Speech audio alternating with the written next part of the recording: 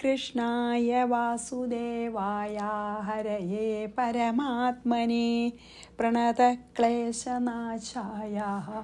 ഗോവിന്ദായ നമോ നമഃ. രാമായ രാമഭദ്രായ രാമചന്ദ്രായ വേധസേ രഘുനാഥായ നാഥായ സീതായ പതയേ നമഃ. ശ്രീ സീതാലക്ഷ്മണ ഭരത ശത്രുഘ്ന ഹനുമൽ സമേത ശ്രീരാമചന്ദ്രസ്വാമിനേ നമഃ. യത്ര യത്ര രഘുനാഥകീർത്തനം തത്ര തത്ര കൃതമസ്തകാഞ്ജലിം ബാഷ്പവാരി പരിപൂർണലോചനം മാരുതിം നമത രാക്ഷസാന്തകം. അപ്പോൾ ഇനി ശ്രീപാർവതി സീതാദേവി രാമനാരാന്ന് പറഞ്ഞു അല്ലേ, പരബ്രഹ്മൻ തന്നെയാണ്, ഞാൻ മൂലപ്രകൃതിയെന്ന് പറഞ്ഞു. ഇനി ആ രാമായണം കഥ പറയാണ് ഇനി കുറേ ശ്ലോകങ്ങളിൽ. അപ്പോൾ നമുക്ക് ആ കഥയെ കൂടെ ഒന്നിങ്ങനെ ആ രാമായണ കഥ ചുരുക്കത്തിലൊന്ന് നമുക്ക് ഒരു ഔട്ട്ലൈൻ പോലെ നമുക്ക് പോവാം. സീതാദേവിയുടെ ഒപ്പം 36. വിശ്വാമിത്ര സഹായത്വം മഖസംരക്ഷണം തഥാ അഹല്യാശാപഗമനം ചാപഭംഗോ മഹേഷിതു. എന്താണ് വിശ്വാമിത്ര സഹായത്വം? വിശ്വാമിത്രൻ യാഗം നടത്താൻ മാരീചനും സുബാഹും വന്നിട്ട് യാഗം മുടക്കണുണ്ട്. അതിന് അവരെ കൊല്ലാൻ സഹായിക്കാൻ രാമനെ അയക്കണം എന്ന് പറഞ്ഞില്ലേ, അതാണ് ഇവിടെ പറയണത്. അതായത് യാഗം അനുഷ്ഠിക്കുന്ന ആളൊക്കെ വധിക്കാനൊന്നും പാടില്ലേ. അല്ലെങ്കിൽ വിശ്വാമിത്രനെ പറ്റായിട്ടൊന്നല്ല കേട്ടോ, വിശ്വാമിത്രൻ യാഗം ചെയ്യല്ലേ. അപ്പം മാരീചനും സുബാഹുവും വന്ന് തടുക്കുക, വിഘ്നം വരുത്തുമ്പോൾ അവരെ കൊല്ലാൻ ശ്രീരാമനെ അയച്ചു തരണമെന്ന് പറയാനാണ് വിശ്വാമിത്രൻ സഹായമായിട്ടിരുന്നതും. തഥാ മഖസംരക്ഷണം, എന്നിട്ട് അവസാനം പറഞ്ഞയച്ചു, വിശ്വാമിത്രൻ്റെ യാഗത്തിനെ സംരക്ഷിച്ചു. അത് കഴിഞ്ഞിട്ട് വിശ്വാമിത്രൻ കൊണ്ടുപോവുകയാണല്ലോ മിഥിലയിലേക്ക്. അപ്പോഴാണല്ലോ വഴിയിൽ അഹല്യയ്ക്ക് ശാപമോക്ഷം കൊടുക്കണേ. അഹല്യ ശാപ ശമനം, അഹല്യയുടെ ശാപത്തിന് മോക്ഷം കൊടുത്തു. പിന്നെയോ മഹേഷിതു, മഹേശ്വരൻ്റെ ശാപഭംഗം, ശാപത്തെ മുറിച്ചു അല്ലേ. എന്നിട്ടാണല്ലോ സീതയെ വിവാഹം കഴിച്ചത്. അതായത് വിശ്വാമിത്രന് സഹായം ചെയ്യാൻ വിശ്വാമിത്രൻ്റെ സിദ്ധാശ്രമത്തിൽ പ്രവേശിച്ച് അവിടെ സുബാഹുവിനെ കൊന്ന് മാരീചനെ ആട്ടി ഓടിച്ച് യാഗം സംരക്ഷിച്ച് മിഥിലയിലേക്ക് പോകുമ്പോൾ വഴിയിൽ അഹല്യ, കല്ലായി നിൽക്കണ അഹല്യെ പാദരജസ് കൊണ്ട് സ്പർശിച്ച് ശാപമോക്ഷം നൽകി മിഥിലയിലെത്തി രാജാവ് കാണിച്ചു കൊടുത്ത ശാപം മുറിച്ചു എന്നേ പറഞ്ഞിട്ടുള്ളൂ. ഇനി നമുക്ക് നോക്കാം. വിശ്വാമിത്ര സഹായത്വം മഖസംരക്ഷണം തഥാ അഹല്യ ശാപ ശമനം ചാപഭംഗോ മഹേഷിതു. പിന്നെയോ മൽപാണിഗ്രഹണം, എന്നെ പാണിഗ്രഹണം ചെയ്തു, വിവാഹം ചെയ്തു. പശ്ചാത്, അത് കഴിഞ്ഞിട്ട് ഭാർഗവസ്യ മദക്ഷയ, പരശുരാമൻ്റെ അഹങ്കാരം തീർത്തു. അയോധ്യാനഗരേ വാസോ മയാ 12 വാർഷിക. മൽപാണിഗ്രഹണം, എൻ്റെ പാണിഗ്രഹണം ചെയ്തു, മീൻസ് എന്നെ വിവാഹം ചെയ്തു. ഭാർഗവസ്യ, പരശുരാമൻ്റെ മദക്ഷയം, അഹങ്കാരത്തെ ശമിപ്പിച്ചു. മയ, എന്നിട്ട് എന്നോടുകൂടി അയോധ്യാനഗരെ, അയോധ്യ പട്ടണത്തിൽ 12 വാർഷികം വാസ, 12 കൊല്ലം ഞങ്ങൾ സുഖമായിട്ട് താമസിച്ചു. പിന്നെ അനിയന്മാരുടെയൊക്കെ വിവാഹം കഴിഞ്ഞു, ഒന്നും പറയുന്നില്ല. ആ സെൻട്രൽ ലൈൻ ഓഫ് സ്റ്റോറി മാത്രമേ പറയുന്നുള്ളൂ കേട്ടോ, കഥാതന്തു മാത്രമേ പറയുന്നുള്ളൂ. അയോധ്യയിൽ ഇങ്ങനെ കാട്ടിലേക്ക് പോണതിൻ്റെ മുമ്പേ 12 കൊല്ലം താമസിച്ചു എന്ന് പറഞ്ഞു. മൽപാണിഗ്രഹണം പശ്ചാത് ഭാർഗവസ്യ മദക്ഷയ അയോധ്യാനഗരേ വാസോ മയാ 12 വാർഷിക. പിന്നെന്താ വെച്ചാൽ 38 ദണ്ഡകാരണ്യഗമനം വിരാധവധ ഏവ ച മായാമാരീചമരണം മായാ സീതാഹൃതിസ്തഥാ. പിന്നെ ദണ്ഡകവനത്തിലേക്കുള്ള യാത്ര, അതായത് 14 കൊല്ലം കാട്ടിലേക്ക് പോകണം, കൈകൈട ഒന്നും പറഞ്ഞില്ല കേട്ടോ, എന്തുകൊണ്ടാണ് പറഞ്ഞിട്ടില്ല, വിസ്തരിച്ച് പറയുന്നില്ലല്ലോ. അപ്പോൾ 14 വർഷം വനവാസത്തിന് പോവുകയാണ്. അപ്പോൾ ദണ്ഡകവനത്തിലെത്തി, അവിടെ വിരാധനെ വധിച്ചു, വിരാധൻ രാക്ഷസനെ വധിച്ചു. അത് കഴിഞ്ഞ് ഇവിടേക്ക് പോയി. അപ്പോൾ മായാമൃഗമായി വന്ന മാരീചനെ കൊന്നു. അത് കഴിഞ്ഞിട്ട് പിന്നെ അപ്പോഴാണല്ലോ പിന്നെ ശ്രീരാമനോട് ആ പൊന്മാനെ വേണമെന്ന് പറഞ്ഞ് ശ്രീരാമനെ അകറ്റി അല്ലേ. അപ്പോൾ ലക്ഷ്മണൻ അവിടെ നിൽക്കുന്നുണ്ടായിരുന്നു. അപ്പോൾ മാരീചൻ ശ്രീരാമൻ്റെ ശബ്ദത്തിൽ കരഞ്ഞു, അങ്ങനെയാണല്ലോ. അപ്പോൾ ലക്ഷ്മണനോട് പോകാൻ പറഞ്ഞു. സീത ഒറ്റയ്ക്കായി. അപ്പോൾ രാവണൻ വരികയാണല്ലോ. തഥാ അപ്രകാരം മായാ സീതാഹൃതി, അങ്ങനെ മായാസീതയെ അപഹരിച്ചു അല്ലേ, രാവണൻ കൊണ്ടുപോയി. അവിടെ എത്തി കഥ. ദണ്ഡകാരണ്യഗമനം വിരാധവധ ഏവ ച മായാമാരീച മരണം മായാസീതാഹൃതിസ്തഥ. മായാസീതയെ രാവണൻ കട്ടുകൊണ്ടുപോയി. ഞാൻ വിസ്തരിച്ച് ഞാനും പറയുന്നില്ല, നമുക്കിങ്ങനെ ജസ്റ്റ് പറഞ്ഞിട്ട് പോവാം, കാരണം നമ്മൾ പിന്നെ വിസ്തരിച്ച് പറയൂലോ. പിന്നെ 39 ജടായുഷോ മോക്ഷലാഭ കബന്ധസ്യ തഥൈവ ച ശബര്യാഹ പൂജനം പശ്ചാത് സുഗ്രീവേണ സമാഗമ. പിന്നെ ജടായു വഴിയിൽ വെച്ച് തടയുമ്പോൾ ജടായുവിൻ്റെ ചിറക് വെട്ടും രാവണൻ. അവിടെ കിടക്കുന്നുണ്ട്. അപ്പോൾ ശ്രീരാമൻ സീത അന്വേഷിച്ചു പോകുമ്പോൾ ആദ്യം ജടായുവിനെ കാണും. ജടായുവിന് മോക്ഷം കൊടുക്കും. അച്ഛൻ്റെ ഫ്രണ്ടാണല്ലോ ദശരഥൻ്റെ. പിന്നെ കബന്ധനെ മോക്ഷം കൊടുക്കും അല്ലേ. ആ വലിയ വായയും ഇങ്ങനെ കൈയും കാലും ഒക്കെ പിന്നെ നിലത്ത് കിടക്കണം ആ കബന്ധന്. പിന്നെ ശബരിയുടെ ആശ്രമത്തിൽ ചെന്നിട്ട് ശബരിയുടെ പിന്നെ ആരാധന സ്വീകരിക്കും. എന്നിട്ട് അവിടുന്ന് ശബരി പറഞ്ഞ പ്രകാരം ഇവിടേക്ക് പോവും. എന്താണ്, ഋഷിമുഖത്തിൽ സുഗ്രീവനൊക്കെ ഉണ്ടല്ലോ, സുഗ്രീവൻ്റെ രാജ്യത്തെത്തും. സുഗ്രീവനായിട്ട് ഹനുമാനെ കാണും. ഹനുമാൻ സുഗ്രീവൻ്റെ അടുത്ത് കൊണ്ടുപോയി അവർ സഖ്യം ചെയ്യും. അതാണ്, അതുവരെ എത്തി. ജടായുഷോ മോക്ഷലാഭ കബന്ധസ്യ തഥൈവ ച ശബര്യാഹ പൂജനം പശ്ചാത് സുഗ്രീവേണ സമാഗമ. ഈ 40 ബാലിനശ്ച വധ പശ്ചാത് സീതാന്വേഷണമേവ ച സേതുബന്ധശ്ച ജലധൗ ലങ്കായാശ്ച നിരോധനം. മലയാളം പോലുള്ള സംസ്കൃതമാണ്. ബാലിനഹ വധ, ബാലിയുടെ വധം അല്ലേ. സുഗ്രീവനും ബാലിയും അതാണല്ലോ. സുഗ്രീവൻ്റെ സഖ്യം ചെയ്തപ്പോൾ പിന്നെ സീതയെ കണ്ടുപിടിക്കാം, എന്നാൽ എൻ്റെ ഏട്ടനെ വധിക്കണമെന്ന് പറഞ്ഞുവല്ലോ. അപ്പോൾ ബാലിവധം ചെയ്തു. അതിനുശേഷം സീതാന്വേഷണം ഏവച, സീതയെ അന്വേഷിക്കാനായിട്ട് ജലധൗ സമുദ്രത്തിൽ സേതുബന്ധനം. അപ്പോൾ ഹനുമാൻ പോയി വന്നു, സീത അവിടെ ഉണ്ടാ പറഞ്ഞു. അപ്പോൾ എല്ലാവരും കൂടി പോകാൻ വേണ്ടി സേതുബന്ധനം, ആ പാലം കെട്ടി. ലങ്കായാഹാച്ച, ലങ്കയുടെ നിരോധനം തടസ്സപ്പെടുത്താൻ ലങ്കയിൽ ചെന്ന് യുദ്ധമൊക്കെ ചെയ്തു അല്ലേ. സുഗ്രീവൻ്റെ സഖ്യം ചെയ്തതിന് ശേഷം ആദ്യം ബാലി വധിച്ചു. അത് കഴിഞ്ഞ് സീതയെ കണ്ടുപിടിക്കാൻ ശ്രമിച്ചു. സമുദ്രത്തിൽ സേതു ബന്ധനം ചെയ്തു. എന്നിട്ട് ലങ്കയുടെ ചുറ്റും സൈന്യങ്ങളൊക്കെ നിർത്തി ആക്രമിക്കാൻ തുടങ്ങി. ബാലിനശ്ച വധ പശ്ചാൽ സീതാന്വേഷണമേവ ച സേതുബന്ധശ്ച ജലധൗ ലങ്കായാശ്ച നിരോധനം. ഇനി 2 ശ്ലോകം ഒന്നിച്ച. രാവണസ്യ വധോ യുദ്ധേ സപുത്രസ്യ ദുരാത്മന വിഭീഷണേ രാജ്യദാനം പുഷ്പകേണ മയാ സഹ. 42-3 വരിയുണ്ട് കേട്ടോ. അയോധ്യാഗമനം പശ്ചാത് രാജ്യേ രാമാഭിഷേചനം ഏവമാദീനി കർമാണി മവൈവാചരിതാന്യപി ആരോപയന്തി രാമേസ്മിൻ നിർവികാരേഖിലാത്മനി. യുദ്ധത്തിൽ പുത്രന്മാരും ബന്ധുക്കളും അടക്കം രാവണനെ കൊന്നു. വിഭീഷണന് ലങ്ക കൊടുത്തു. എന്നിട്ട് പുഷ്പവിമാനത്തിൽ അയോധ്യയിലേക്ക് എല്ലാവരും കൂടി വന്നു. അതിനുശേഷം ശ്രീരാമൻ്റെ പട്ടാഭിഷേകം നടന്നു. ഇതൊക്കെ ഉണ്ടായിച്ചാലും ഇതൊന്നും രാമൻ ചെയ്യുകയോ അനുഭവിക്കുകയോ ചെയ്തിട്ടില്ല. അതായത് രാമന് ജന്മവും മരണവും ഒന്നുമില്ല.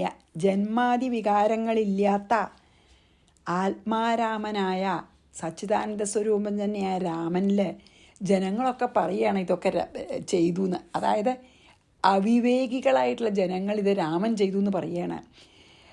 അതുപോലെ തന്നെ ഞാൻ ചെയ്തതാണ് ജഗത് സൃഷ്ടിയാദി കർമ്മങ്ങൾ ഭഗവാന്റെ സാന്നിധ്യത്തിൽ. അതും രാമനാണെന്ന് പറയണത് അവിവേകമാണ്. രാമനൊന്നും ചെയ്തിട്ടില്ല.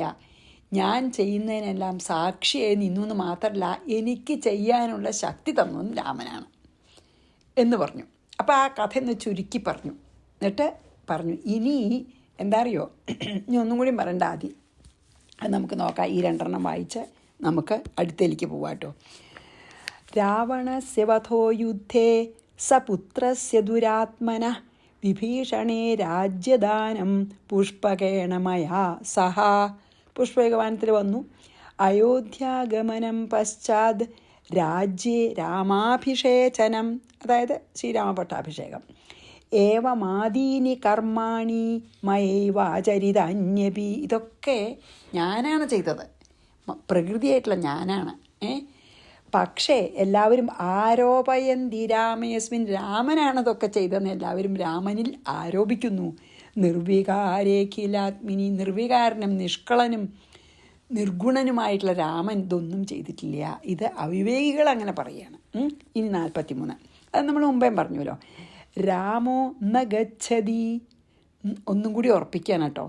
രാമോ ന ഗച്ഛതി ന തിഷ്ഠതി നാനുശോചത്യാകാംക്ഷതേ ത്യജതി നോ ന കരോതി കിഞ്ചിത് ആനന്ദമൂർത്തിരചല പരിണാമഹീനോ മായാഗുണാൻ അനുഗതോ ഹി തഥാ വിഭാതി.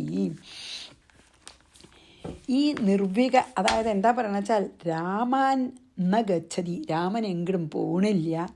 രാമൻ ന തിഷ്ഠതി, രാമൻ എവിടെ ഇരിക്കണില്ല. ന അനുശോചതി, രാമന് ദുഃഖമില്ല, ദുഃഖിക്കണില്ല.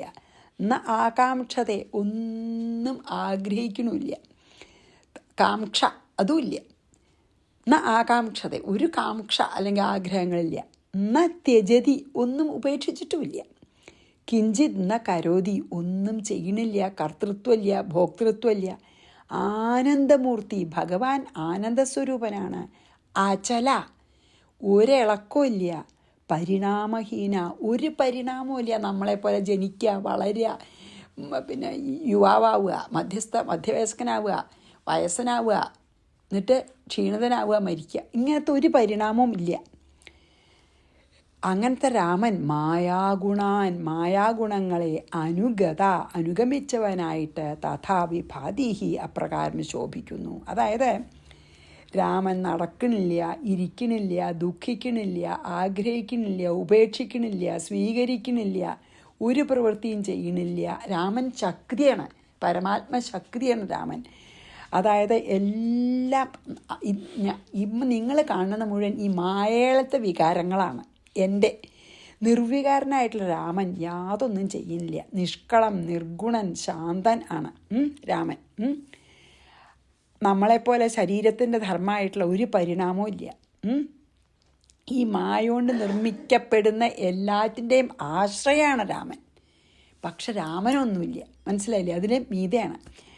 അങ്ങനെയുള്ള ഈ നമ്മൾ പാമ്പിനെ കണ്ട് കയറാമെന്ന് വിചാരിക്കണ പോലെയാണ് രാമനാണ് എല്ലാം ചെയ്യണമെന്ന് വിചാരിക്കണത്.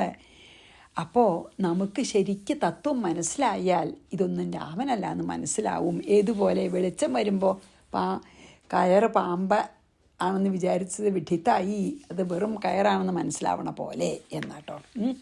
രാമോ ന ഗച്ഛതി ന തിഷ്ഠതി നാനുശോചത്യാകാംക്ഷതേ ത്യജതി നോ ന കരോതി കിഞ്ചിൽ, ഒന്നും ചെയ്യണമില്ല. എന്നുവെച്ചാൽ ശക്തിയാണ്. രാമതത്വം എന്ന് പറഞ്ഞാൽ പരമാത്മ ചൈതന്യം തന്നെയാണ്. ആനന്ദമൂർത്തി അചലഹ പരിണാമഹീനോ മായാഗുണാനുഗതോ ഹി തഥാ വിഭാതി, അങ്ങനെ സ്വയം പ്രകാശിച്ച് നിൽക്കണം. ഇനി 44. തതോ രാമ സ്വയം പ്രാഹ ഹനുമന്തമുപസ്ഥിതം ശൃണുത്വം പ്രവക്ഷ്യാമി ഹ്യാത്മാനാത്മപരാത്മനാം. അപ്പം രാമൻ ഇത് കേൾക്കുന്നുണ്ട് സീത പറഞ്ഞണതേ. അതാണ് ഇതിൽ പറഞ്ഞതെന്ന് വെച്ചാൽ, തതഹ അതിന് ശേഷം ഉപസ്ഥിതം അടുത്തന്നെ നിൽക്കുന്ന ഹനുമാനോട് രാമ സ്വയം പ്രാഹ. ഈ സീതയുടെ ഇത് കഴിഞ്ഞു. അപ്പോൾ ഇത് സീതയുടെ ഉപദേശം കേൾക്കണ ഹനുമാനോട് രാമൻ തന്നെ പറഞ്ഞു. രാമൻ തന്നെ സ്വയം പറഞ്ഞു. എന്താ? ആത്മാനാത്മപരാത്മനാം. ആത്മാവ് ഇവിടെ ഈശ്വരൻ എന്ന് പറയാം. അനാത്മാവ് വെച്ചാലോ ജീവൻ. ജീവനെ പറയാം, ആത്മാവല്ലാത്തതാ. കാരണം ജീവൻ ദേഹാഭിമാനിയാണ്. ഞാൻ ദേഹാന്ന് വിചാരിക്കണതാണ് ജീവനെ. അപ്പോൾ ആത്മാവല്ലല്ലോ. അപ്പോൾ ഈശ്വരനും പിന്നെ ഈശ്വരൻ വെച്ചാൽ മായയുടെ ഉള്ളിലുള്ള ആ ശക്തിക്കാണ് പറയണം കേട്ടോ. മറ്റത് മായയുടെ പുറത്താണ് പരമാത്മാവ്. അപ്പോൾ ആത്മാവെന്ന് പറഞ്ഞത് ആദ്യം ഈശ്വരനെയാണ്.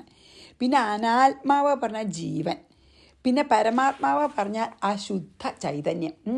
ഇവയുടെ തത്വം പരമാർത്ഥസ്ഥിതിയെ പ്രവക്ഷ്യാമി, ഞാൻ ഒന്നും കൂടി വിസ്തരിച്ച് പറഞ്ഞുതരാം എന്ന് പറയാണ് ആര്? ശ്രീരാമൻ. ഈ ഇപ്പം പറഞ്ഞ ഈശ്വരനാരാ, ജീവനാരാ, പരമാത്മാവാരാ, ഇത് മൂന്നുള്ള ഇത് ഞാൻ ഇപ്പം സീത പറഞ്ഞു തന്നു, ഞാൻ ഒന്നും കൂടി വിസ്തരിച്ച് പറഞ്ഞുതരാം എന്ന് പറയാണ്. അപ്പം നമുക്ക് എന്താ ഈ സീത പറഞ്ഞത്? അതാണ് ശരിക്കും ശ്രീരാമ തത്വം. ഇനി ശ്രീരാമൻ തന്നെ പറയണതിനെയാണ് നമ്മൾ ശ്രീരാമ ഹൃദയം എന്ന് പറയുക, വളരെ വിശേഷമാണെന്ന് പറയും. അതോ ഇനി ശ്രീരാമൻ തന്നെ പറയും ശ്രീരാമ തത്വം. ഇപ്പം സീത പറഞ്ഞു, ചുരുക്കി പറഞ്ഞു, എന്നിട്ട് ആ രാമായണ കഥയും ചുരുക്കി പറഞ്ഞു. പക്ഷെ അതിനെ ഒന്നും കൂടി മനസ്സിലാക്കാൻ വേണ്ടി ശ്രീരാമൻ പറയും, അതിനെയാണ് അത്ര ശ്രീരാമഹൃദയം എന്ന് പറയണത്. അത് വളരെ ഓസ്പീഷ്യസ് ആണ്, അല്ലെങ്കിൽ വളരെ പുണ്യകരമായിട്ടുള്ളതാണ് എന്നും ചെല്ലുക എന്നൊക്കെ പറയും. അപ്പോൾ സീത പറഞ്ഞ് നമുക്കൊന്ന് ചുരുക്കി പറയാം കേട്ടോ. ഈ രാമചന്ദ്രൻ എല്ലാറ്റിനും സാക്ഷിയും ഒന്നിൻ്റെയും കർത്താവും അല്ല, ഭോക്താവും അല്ല. സാക്ഷി മാത്രമാണ്, കർത്താവല്ല, ഭോക്താവല്ല, സാക്ഷാൽ പരമാത്മാവാണ്. ആൻഡ് സീത ഈ രാമന് സ്വാധീനമായ, അല്ലെങ്കിൽ ആ പരമാത്മ ചൈതന്യത്തിൻ്റെ അധീനതയിലുള്ള മൂലപ്രകൃതിയാണ്. പക്ഷേ ഈ മൂലപ്രകൃതി ഈ പരമാത്മ ചൈതന്യത്തിൻ്റെ സാന്നിധ്യത്തിലാണ് എല്ലാം ഈ ലോകം മുഴുവൻ സൃഷ്ടിസ്ഥിതി സംഹാരം ചെയ്യണത്.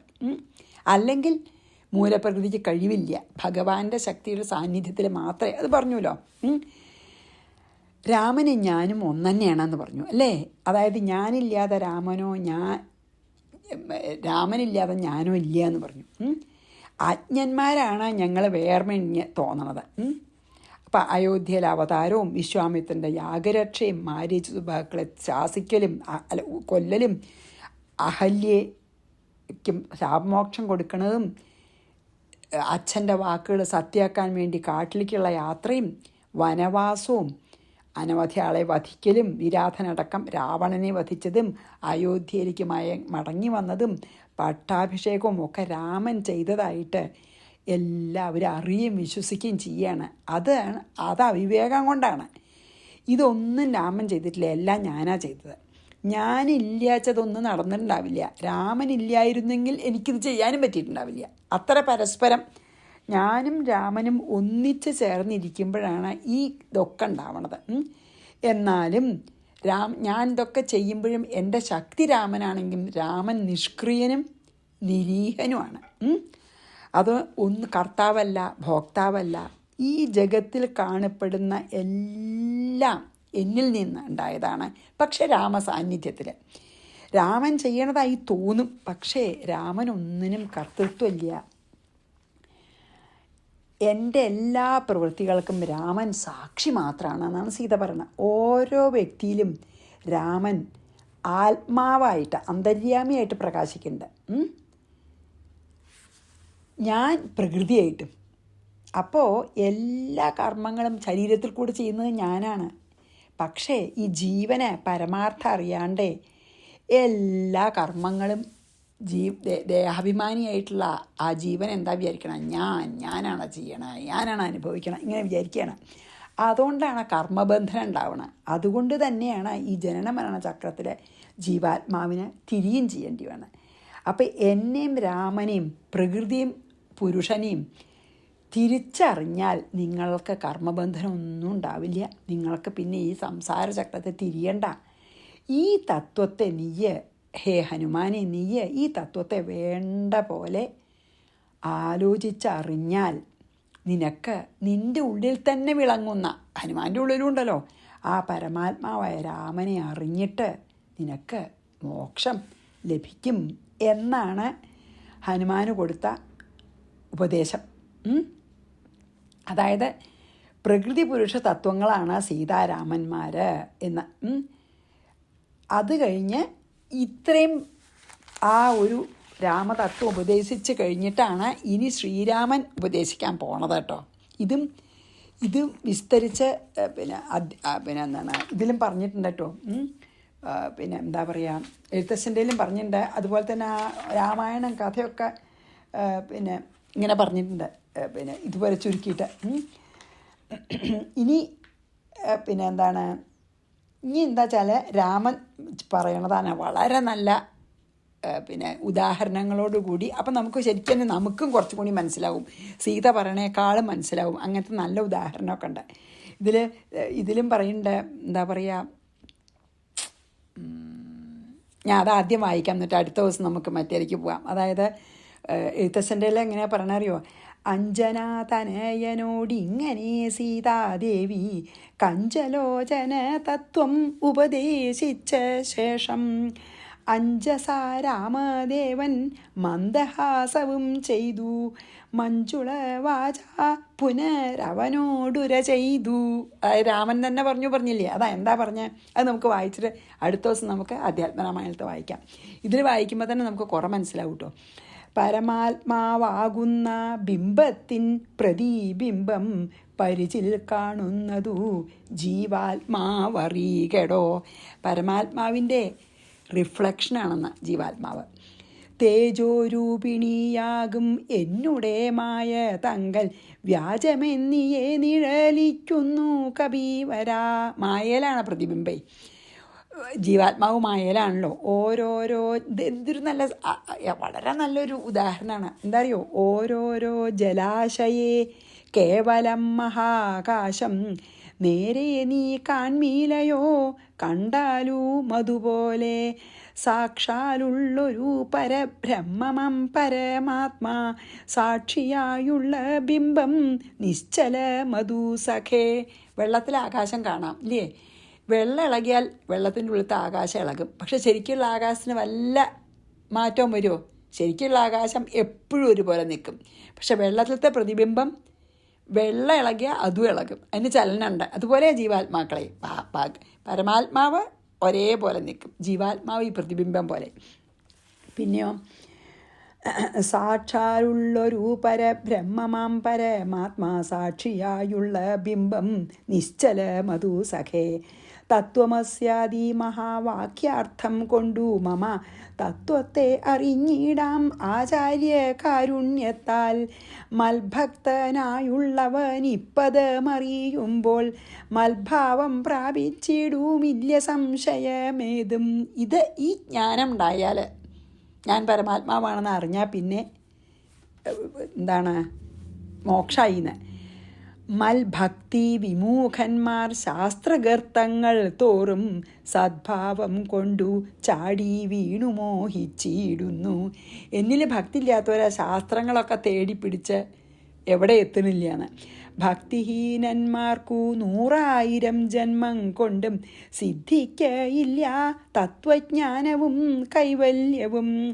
പരമാത്മാവാം മമാ ഹൃദയം രഹസ്യമീതൊരു നാളും മൽഭക്തിഹീനന്മാരായി മേവിടും. നരന്മാരോടു പറഞ്ഞറിയിക്കരുതടോ പരമമുപദേശം ഇല്ലിതിന്മീതേ ഒന്നും. ഈ ഒരു ജ്ഞാനം ഭക്തി ഇല്ലാത്തവർക്ക് ഉപദേശിക്കുവരുതാണ്. ശ്രീ മഹാദേവൻ മഹാദേവിയോടരുൾ ചെയ്ത് രാമമാഹാത്മ്യമിതം പവിത്രം ഗുഹ്യതമം. ഇതാണ് പറഞ്ഞത്. അപ്പോൾ നമുക്ക് എന്ത് രസമായിട്ട് പറഞ്ഞിരിക്കണോ അല്ലേ, കവിതയിലാണെങ്കിലും വളരെ. ഇനി നമുക്ക് ഇവിടെ നിർത്താം. എന്നിട്ട് ഈ ശ്രീരാമൻ ഇതന്നെയാണ് പറയണത്. എങ്ങനെയാണ് ആ പ്രതിബിംബത്തിൻ്റെ, അത് കുറച്ചുകൂടി വിസ്തരിച്ചാൽ നമുക്കും കുറച്ചും കൂടി മനസ്സിലാവും. അതായത് പരമാത്മാവ് എന്താ, ജീവാത്മാവ് എന്താ, ജഗത്ത് എന്താ, ഈശ്വരൻ എന്താ, അതൊക്കെ നമുക്ക് കുറച്ചുകൂടി മനസ്സിലാവും. അത് നമുക്ക് അടുത്ത പ്രാവശ്യം ചെയ്യാം. ശ്രീകൃഷ്ണാർപ്പണമസ്തു. സർവത്ര ഗോവിന്ദ നാമ സങ്കീർത്തനം. ഗോവിന്ദ ഗോവിന്ദ. ശ്രീ സീതാലക്ഷ്മണ ഭരതശത്രുഘ്ന ഹനുമൽ സമേത ശ്രീരാമചന്ദ്രസ്വാമിനേ നമഃ.